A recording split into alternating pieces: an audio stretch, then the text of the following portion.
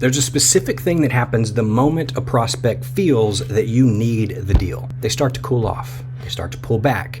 Their answers get shorter, vaguer, and more polite. And no close in the world is going to fix that, because by then, the damage is already done. So if your calls have been ending in, "I need to think about it," then I want to show you something in this video that most sales training is never going to tell you. And I can speak to this because I've been a closer myself. I've also trained my own team of closers.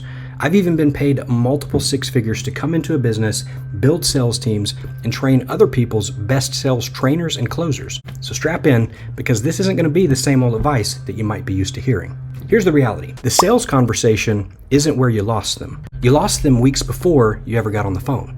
And by the end of this video, you're going to know exactly where the sale actually gets decided and why studying the close, that 10-minute period where you're closing the deal, that's one of the clearest signs that you've actually skipped the real work. I spent 17 years in direct response marketing, and for most of those years, I believed a lie that I had been carefully taught by people that I actually trusted. You see, I believed that the sale lived in the room. It lived on the phone, on the Zoom call, in the sales copy. I thought it lived with a clever hook. I thought the urgency stack is what closed the deal. I thought the close itself, that short period of time, that's what got the job done. I actually thought that selling or closing was something that you did to someone in a window of about 10 minutes. And that if I just got better at that 10-minute window and I practiced more, then I would close more deals and the money would follow. So I got pretty good at it. Actually, I got really good at it.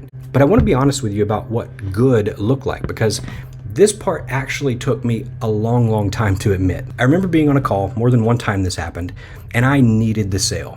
I didn't want it, I needed it, like gotta pay the rent money type need. And this wasn't the only time that I got on a call and I needed it. In every one of those calls where I showed up that way, I could feel myself leaning in and pushing and stacking the value, handling the objections before they fully even formed, doing all the stuff that I had been trained to do. And this one particular day, as I did it, I literally watched this guy go from warm to cold in real time, right in front of me. I could literally hear it in his voice. I could see it in his face. And the more I pushed, the more he backed away. And so what I did is what a lot of closers do. I left that call telling myself that he wasn't a serious buyer. He wasn't ready. But he actually was serious. I was the problem. I was trying to manufacture in 10 minutes this thing that was supposed to be built over the previous 6 weeks. And I started studying my calls and I noticed this pattern. And once I saw it, I couldn't unsee it. So I want to give you a better way to think about what you're actually building here and how you approach sales calls. Here's the first reframe that I want you to get. And this is the one that actually is the whole game. The greatest salespeople, they don't win in the room. For the most part, they win before the room. The call itself is just confirmation that they've already won. They've already put in the work. Think about going to a restaurant that a friend has been telling you about for months now. By the time you actually sit down, you're still not deciding whether or not this place is good. You've heard it from your friend. You've already decided that by the parking lot. So the meal is kind of a formality. It's just confirming what you already internally believed. So now think about a place where you walk in cold, there's no reputation, there was no recommendation from a friend telling you how good it is, and you walk in and the host is just a little too eager to seat you. Well, all of a sudden, your flags start going up. You're suspicious before you even read the menu. It's the same food, but it's a completely different starting line of trust. The meal actually didn't decide it. Everything before the meal is what decided that.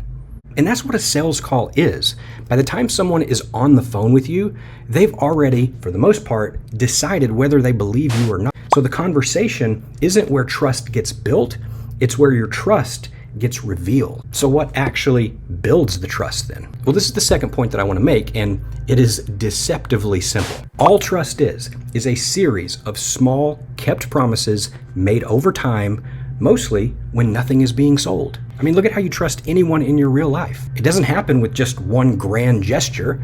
It's the friend who said that they would call, and they called. They showed up to the thing that they said they would show up to. So trust is just a long string of tiny moments where you said you would do something, and then you did it. In a business context, it's not sexy. It's boring, it's repetitive, and it accumulates over weeks. Every useful piece of content that you put out, every honest answer, every time that you help someone who had no chance of buying anyway, well, that's a deposit. People decide whether or not they believe you long before they decide whether or not they're going to buy from you.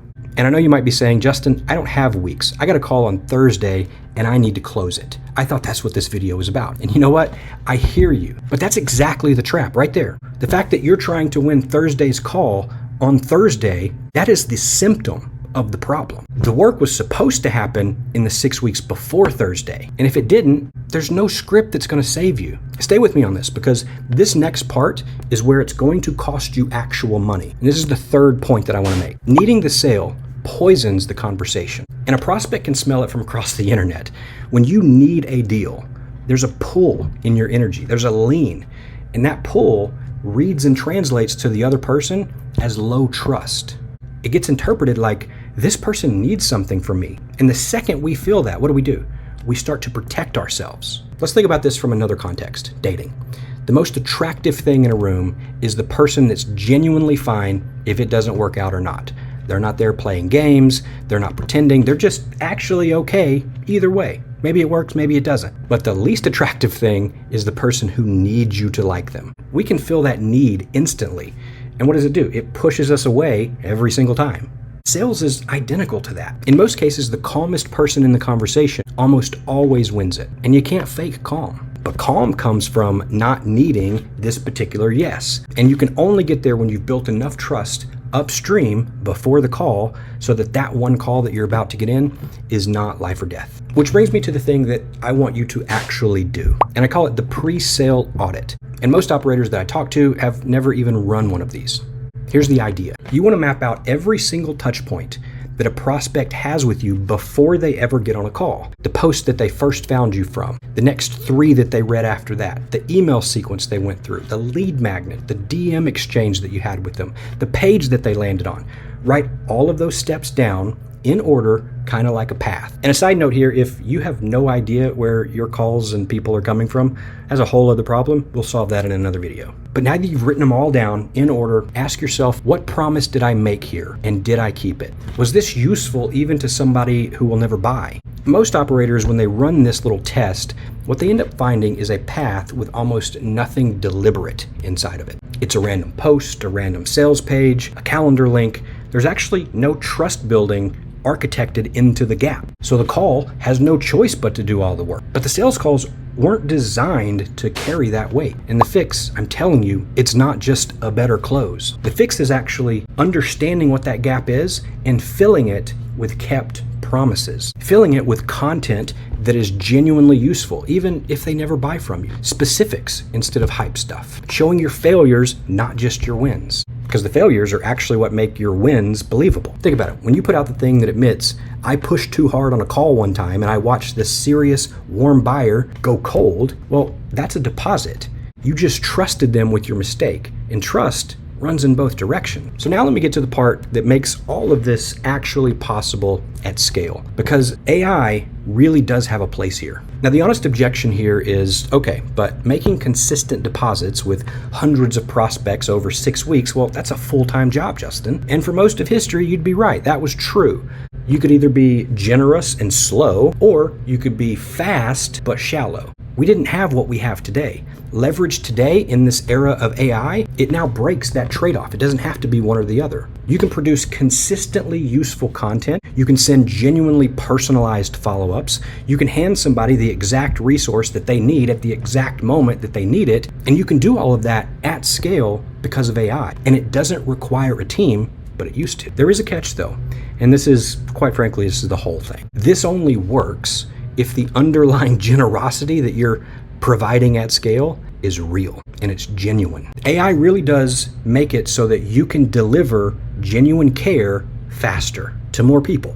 But AI can't manufacture care that you don't have. And so if you automate a generous system, then it's going to start to compound. But if you automate something that isn't that generous and it's kind of empty, well, all you're going to do is automate the thing that's going to turn your warm prospects cold faster. So the leverage that AI brings to a client-based business is it multiplies whatever's actually there. And I want to give you a name for all of this, because once you have the name, you'll start to see it everywhere. And I call it the deposit gap. The deposit gap is the distance between the trust a prospect needs to say yes and the trust that you've actually deposited before the conversation. And when that gap is small, then the call is easy and it just kind of feels like a formality.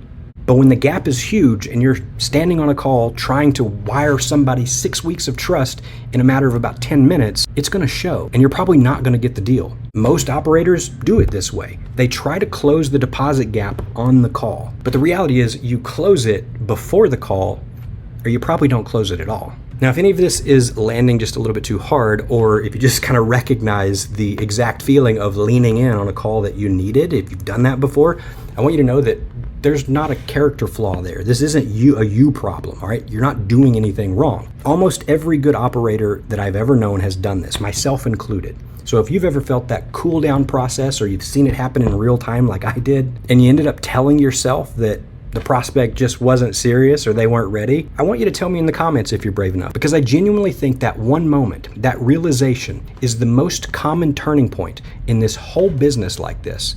And I promise you, you're not alone with it. And so if you've experienced that, or if you're having that insight for the first time, tell me in the comments. I'd love to know. And while we're here, if you want the deeper version of all of this, and you want to know how to engineer that pre-sale path, I put together a free case study training and blueprint, and it walks you through building a content and trust system that does the selling for you before any call happens. We've had a few thousand operators already go through it. It's free, the link's in the description, and the only thing that I ask is if you actually download it and you request it, use it, please. Okay, so let me bring all of this home right now. The best close isn't a close at all. The best close is making it completely safe to say no. When you remove that pressure, something powerful happens. The people who were going to trust you, well, they start to reveal themselves because there's no pressure and they feel safe to do so. But the people who weren't ever going to trust you, well, they've just freed you up from having to chase. So you stop trying to convert and you start letting people decide. I mean, you've probably heard the old adage before, people love to buy, but they hate being sold. Well, this is that in practice. But it only works when you've done that upstream work, because then you're not afraid of the no. The neediness doesn't come across. You've already made your deposits. So the yes was mostly decided before either of you even clicked to get on the call in the first place. So if you're watching this and you've been spending a lot of your time studying the close, trying to perfect it, I'd like to suggest that you might be studying the wrong 10-minute period of time. The sale is actually decided way before you get to the call, and so your job was never to close it in that 10-minute period. Your job was to make that 10-minute period completely unnecessary. The bigger pattern here is the one that I keep coming back to with everything. You don't fix the moment of friction at the moment of friction. You fix it weeks upstream when nobody's watching. And if you want to see how that same idea applies to building an offer that people actually want before you ever even pitch it, well, watch the video that I'll link next, because it's the other half of all of this. And also subscribe if you want more of this kind of thinking instead of just more tactics to chase. And I'm serious, I would love for you to tell me in the comments, are you someone who's been optimizing for the close, or are you ready to go build the 6 weeks before it? I actually want to know, which one are you? Who's watching these videos? Answer in the comments, and I'll see you in the next one.